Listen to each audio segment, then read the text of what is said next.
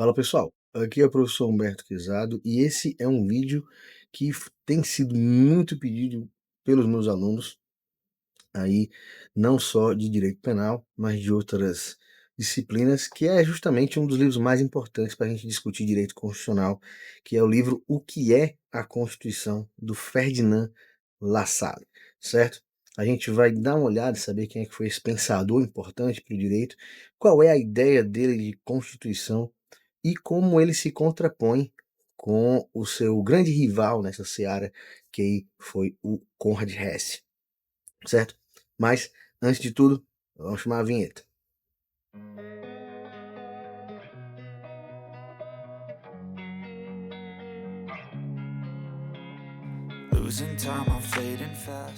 Então, pessoal, há algum tempo atrás, eu vou até deixar no card aqui em cima, há algum tempo atrás eu fiz um vídeo explicando justamente o livro A Força Normativa da Constituição, do Conrad Hesse, a visão de Constituição que o Conrad Hesse tinha e exprimiu no seu livro. Muito importante, ele entendia aí que a Constituição ela é de fato uma lei, ela possui força normativa e como lei ela deve ser encarada e respeitada, podendo ser aplicada inclusive diretamente no caso concreto. Só que o nosso amigo Ferdinand Lassalle ele tinha uma visão um pouco diferente do que é Constituição. Veja bem, o Lassalle ele foi um importante pensador do século XIX, um pensador alemão que viveu um período de intensas transformações políticas e sociais durante o século XIX. Então, ele é fruto do meio. O Lassalle ele tinha uma visão muito própria sobre o que é Constituição. Inclusive, costuma-se dizer que a visão dele é uma visão sociológica de Constituição, diferente da visão legalista de Conrad Hesse. Para ele, a Constituição, e aí essa a grande palavra-chave, para ele, a Constituição real é a Constituição que é fruto dos fatores reais de poder. O que é isso? Na nossa sociedade existem alguns fatores que exprimem poder. Existem, na época dele, a monarquia, o exército, os grandes latifundiários, empresários, a burguesia em si, o grande poderio econômico e o Estado. A soma desses fatores é a Constituição. Ou seja, seria de fato o que a gente chama normalmente de Constituição. Aquele papel que é feito pela Constituinte é um papel que pode ou não representar a Constituição. Mas ela só vai ter força normativa se, por acaso, ela refletir os valores que significam a soma desses fatores reais de poder. Aí você me pergunta, como assim? Não estou entendendo nada. Você vai entender. O Lassalle, ele nos provoca a ir além do óbvio. Essa é a grande sacada dele.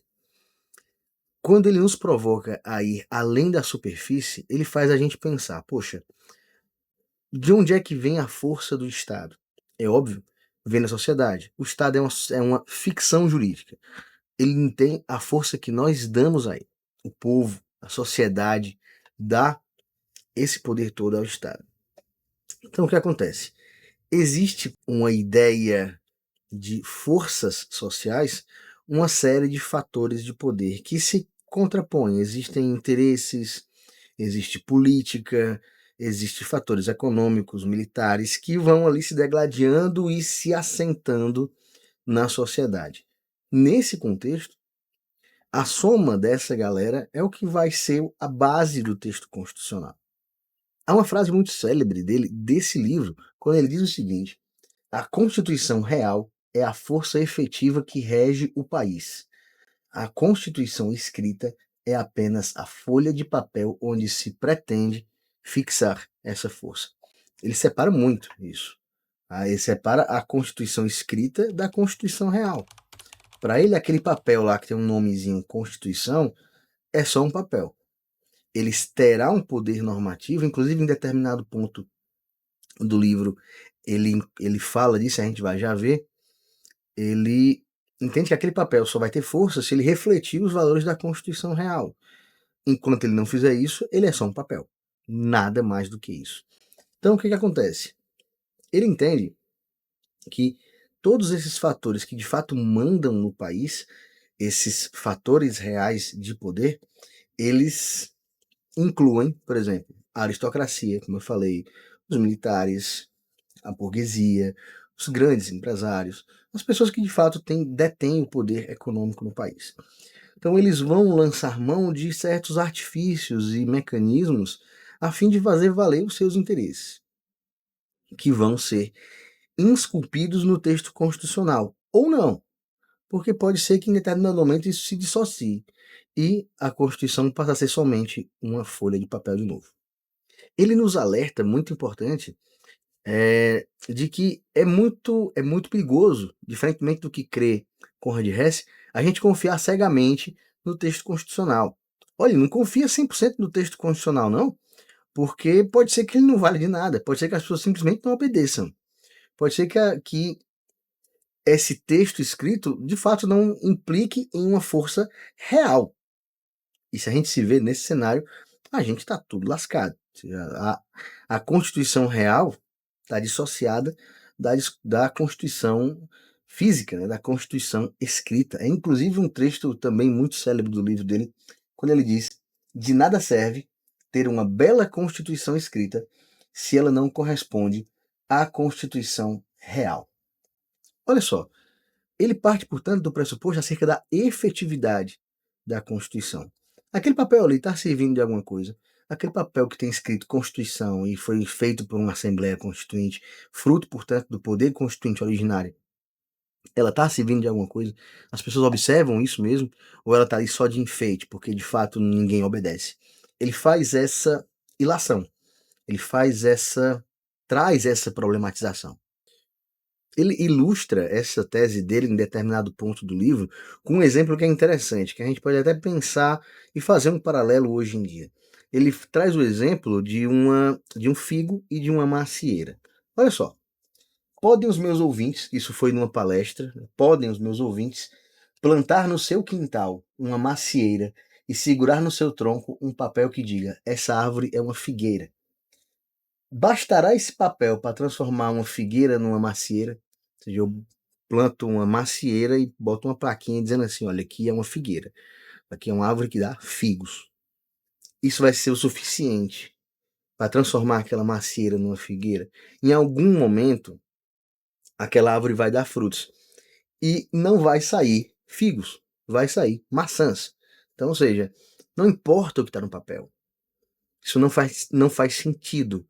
Ele somente vai importar se ele refletir os fatores reais de poder. Crer que um papel tem uma força extrema a ponto de mudar a sociedade e carregar nele valores sociais automaticamente é algo ilusório para o La Salle.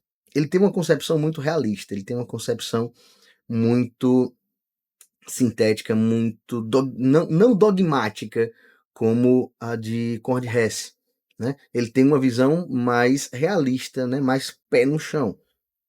Todos esses argumentos, portanto, nos fazem crer que os problemas de direito, na verdade, sob a visão de La Salle, não são bem de direito, são problemas de poder. E tudo se resume a poder. A visão sociológica da Constituição, por fim, ela nos convida a fazer uma reflexão crítica acerca da nossa própria visão de Constituição.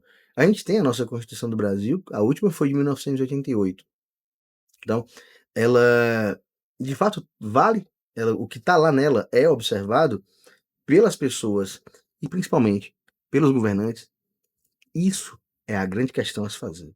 Antes que a gente pensa, não, beleza, ela de fato funciona, ela de fato tem uma força que corresponde aos fatores reais de poder. Então, na visão de La Salle, a Constituição escrita então tem a sua força. Perceba, é diametralmente oposta à visão de Hesse, né, que, beleza, a Constituição é uma lei e eu posso fazer valer uma lei mesmo que a sociedade não concorde. Esse é o grande embate travado entre a visão dogmática de Hesse e a visão sociológica de La Salle. Então, no mais, eu espero de verdade que vocês tenham pegado bem isso daí, porque nos primeiros semestres os professores costumam fazer esse debate, os professores de constitucional costumam fazer esses debates, então assista o vídeo do Conrad Hesse, que eu falei sobre o livro do Conrad Hesse, assista esse vídeo, tenha você a sua própria visão sobre o que é a Constituição e se ela de fato funciona ou não funciona. É isso. Se você não for inscrito aqui no meu canal, considere se inscrever. Deixe o seu comentário, compartilhe se você gostou. Se você chegou até aqui, muito, muito, muito obrigado. É isso. Até a próxima e valeu.